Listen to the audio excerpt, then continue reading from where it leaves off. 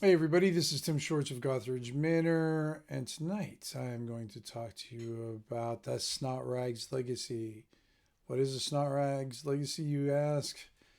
It's one of my duet games that I'm doing with Ken, one of three.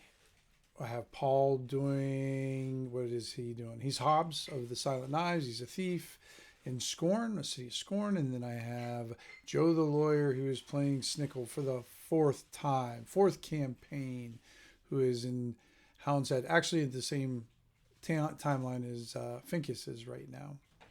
So those are the three duet games I'm running right now. Never done that before, but those who didn't catch the previous one I did about Paul's game, I'm doing this duet games because it's one of the best tools I have to do some world building, to flesh out a world, because I love building my world out through play, getting inspiration and ideas from my players as we go through it. So that is what we're doing. So this is the second leg of Finkus Snotrags, maybe the third. I can't remember. Ken is responsible for the whole Snotrags clan. So what is the Snotrags? He's a halfling, as you can see there. Kind of use a little halfling dude there. A little scarred up, a little fucked up. And he's in Hound's Head because his brother helps out with her. Let's take you over to Hound's Head. This is going to be a little visual there. There's my little town of Hound's Head. There's old Finkus's head up there. There you go, Finkus. And this is where he lives. So Hound's Head has been isolated from the city of Scorn because Scorn can't get control of it, and there's just issues going on with that. Anyways, Finks's family is from Low Hill, and they're very money driven. They run caravans and everything, so they've been supplying this little small hamlet with supplies to build up. There's actually more to it, but I haven't finished. I have more on Joe's map than this one, but I'll add that in because Hugo's healing potions has a place. Joe's guys up here somewhere, and that. But so that's why Finkus has a house here, and the halflings are building this They're constructing that house down there too. So that's where Finkus lives. Now let me find my notes real quick, which would be nice to have up, but I don't. So I do these notes where I do summaries, do kind of bullet points of what's going on, details of it, and so on. So I thought I'd go through the first session. So Finkus meets with his brother Hubert, who is the oldest brother, and he is the one who's in charge of all the caravan stuff. He said he's going to be leaving for Low Hill, which is the halfling town, in a day or two. Harmony, a hermit around Hound's Head who collects prism berries, not prison, prism berries, because prison berries are something completely different. And was to return with a batch, but he hasn't yet. Hubert asks Finkus to check on Harmony, and of course, if the berries are available, bring those back. They make an exotic wine with some minor hallucinogenic effects, because who doesn't like that? Sold for 100 silver pieces per bottle, but Hubert uses them as gifts, because Hubert's a smart guy. Now, these are some of the bullet points I have for this entry here. Harmony is a hermit who lives alone in his cabin a couple hours walk to the west of Hound's Head. Just find the game trail with a broken wagon wheel stuck into the ground. And the prison berries are translucent, and when the light hits them, a rainbow of light shines through. Thus the name. So Finkus went into the Angry Priest's Inn to get help because that's where everybody hangs out. We're up there at the Angry Priest Inn. And then actually I've got a better detailed map here. Let's hang it over to the prison, the Angry Priest Inn. Here it is in all its glory. I don't know if you guys can see all the tokens or not. But anyways, so along the wall, you'll see various tokens. The angry priest inn is very, what do you want to call it? Infamous or famous for having its available hirelings along the wall to be hired out and everything with various types of skills or no skills depending on who you have. So Finkus went in there and he met, let's see here, I think it was, yeah, Fern and her brother Lewis. And Lewis was way too drunk to participate. I believe he passed out before he could go. But Fern said, yeah, I'll go. I'm able to go make some money. And it was just going to be a quick, like half a day trip. So she was willing to do that. And then they wanted to get another piece of muscle. I don't know if you can see this guy down here. Here's Weddington. You're going to feel bad for Weddington here for a little bit. He was standing over here, and they hired him because he had a big spear and whatnot. So they thought, well, let's go grab them. Oh, and there's Fern, and there's Lewis, drunk Lewis, and there's Finkus. So they left before the light faded. Then they managed to find the broken wagon wheel.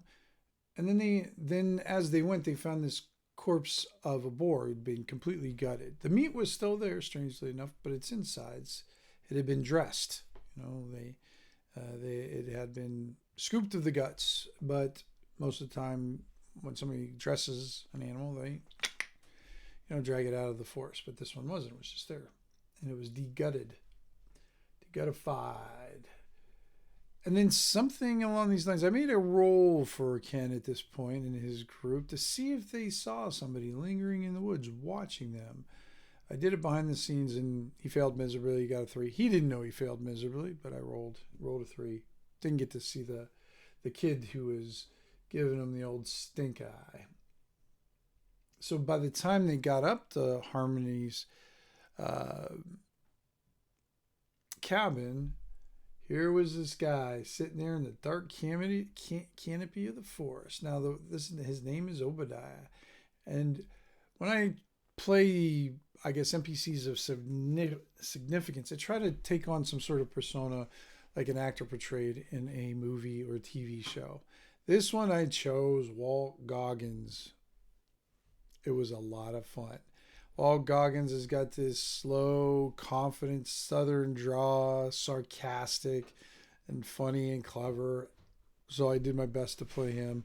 Maybe some of you guys have seen him in Justified or the recent series Fallout. A lot of fun. The Santa one. Oh, I'm sorry. What? The Santa one. Fat Man. Sorry. I forgot you were filming. Anyways, I don't know. She's giving me... Goggins. Oh, yeah. And apparently a movie called Fat Man with Mel Gibson playing a badass Santa Claus. Anyways, so he introduced himself as the prophet of the Melungian people. He told Finkus he did not know any Harmony, but it would be good if him and his group would just mosey along. A small group of Melungians moved out of the forest, crude weapons in hand, and half of them were children. Well, that didn't bother Finkus because he's shorter than all of them, and he attacked. Obadiah used those organs that were scooped from the boar, but what he was doing is he was using these organs as a magical source. Let me see. I'll get you on. I have Obadiah's thing up here. Boom. Or Harmony's cabin right here. So this is where the battle took place, down here below the thing. You can see all the little dead Melungians there and that. So anyways, so as the fight went on, I don't know, is Wennington still there? Well, Wennington died. Poor little Wennington died. He wasn't little, but he died. There he is. There's Wennington. Yeah, he got killed by some kids, actually. Stabby. He fell down. And, of course, with OSC, 0 hit points, and you're done.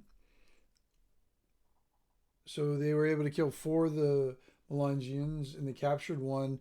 Obadiah fled into the woods, ran away, and did not know where he went. So they questioned the child, and let's see here. What was my notes? Blah, blah, blah, blah, blah. Combat ensued. Obadiah used organs of the gutted boar to cast his spells. Wennington was killed. Finkus and Fern killed 4 of the Melungians. Obadiah fled in the forest. They captured a young Melungian to ask questions. The little kid did not know much other than they were there because of Obadiah, and then they released the boy because he really didn't know anything. And I guess Ken's homicidal rage had subsided, and he didn't feel like killing anybody else. Yes, and I refuse to use the word unaliving. Okay. And then the session's end. So it's a 2-hour session. Quick. Okay. And then what I do at the end of it is I try to I make up a list of loose ends, things that were there, and but I need bless you. Needed details maybe further on. The first one was they didn't explore the cabin yet. They didn't have a chance to do that. They was just on the out. They got there. They had the combat. Took up our 2 hours worth of time, and then so I had to make sure that that was what they're going to do next. The other one is he wasn't sure why Obadiah was so far north and why the usually isolated Melungians were so aggressive. They're usually down in the southern forest. I mean, they're definitely a strange group of folks that have some odd cultural habits, but they usually don't bother anybody as long as you don't bother them, kind of deal. And then the last thing was, what was Obadiah looking for? They have no idea what he was up there, what he was looking for, and whatnot. And then I have a little category where I do the XP. And I give XP out kind of in, I guess, 4 different categories. I give it, one category is showing up.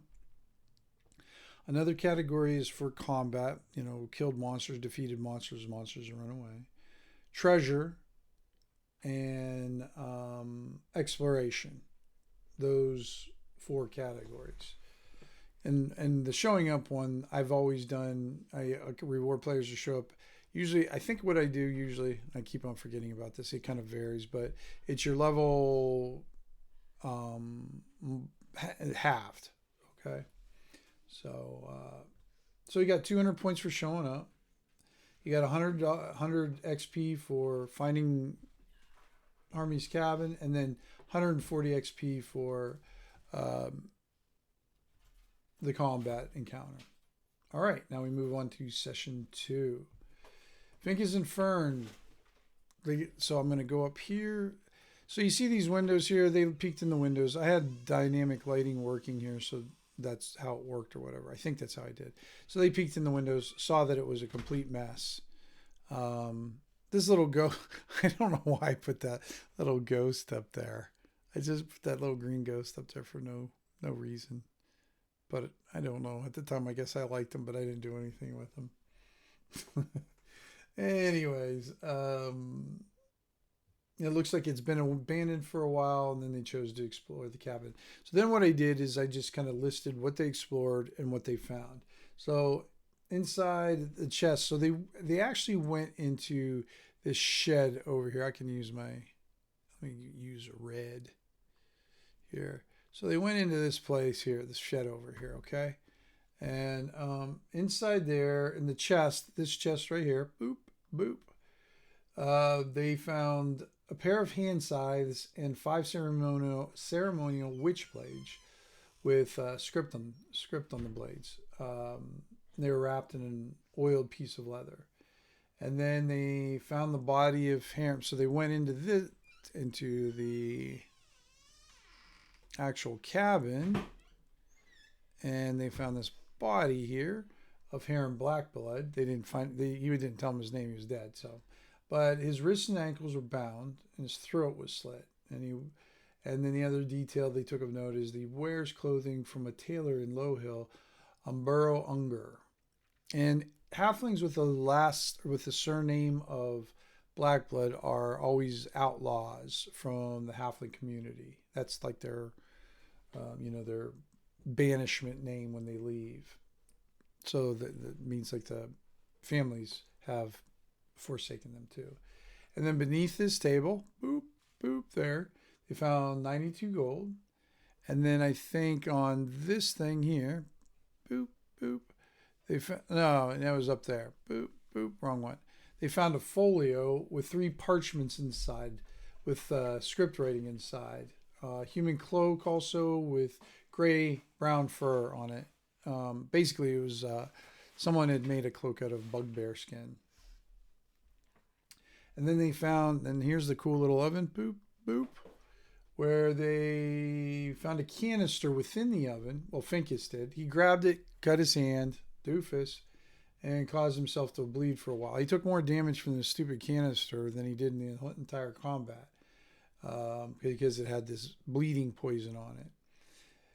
And then what he kind of found out about it is there was the canister had more organs in it, and he kind of found out the information later that the Melungians, sometimes when they prep the organs for spell use, they'll put them in the element of what they want to cast. So apparently they were looking to do a fire spell. So they kind of charge it, using air quotes here, charge it to give the spell casting, fire casting a bonus by putting it in fire. And it can do it for different elements and stuff like that. And then they discovered a trap door. Boop, boop. And inside the small root cellar, there was Miriam and Jonah. There they are. Cool artwork from Dean Spencer there, guys. Both halflings, both very, very scared. She said that there was others down there, and her other son was taken too.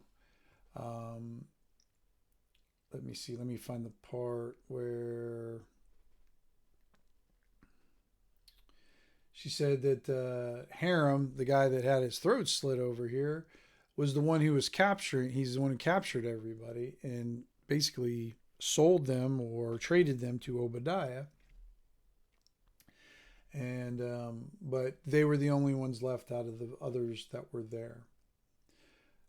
And then in this, we'll get rid of that. And then in this chest right here, see the little, I bought one of those things from, what do you call it?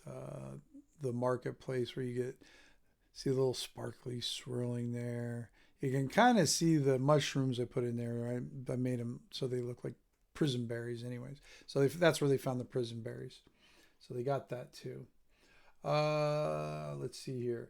Finkus returned to Houndshead with Miriam and Jonas. He contacted his brother so they could go return to Low Hill because his brother was going back there anyways. And to give him the berries, Herbert gave him some money and promised more when he returns because Herbert pretty much spent all his money. He didn't have anything left. Finkus went to the Temple of Pausanias. Now let's go back to Houndshead again. And this little place up here is Pausanias' shrine. Pausanias, for those of you who don't know my campaign, he's the god, nocturnal god. And he looks like a possum, thus the name. But he's really known for being a prepper god almost. All of his small shrines or temples or churches and that, they always have a secret place where they store stuff. So when the shit hits the fan, they have supplies to help out the community. They're always looking, and sometimes they have like some really good stuff down there, but they're always kind of saving it for those rainy days, so to speak.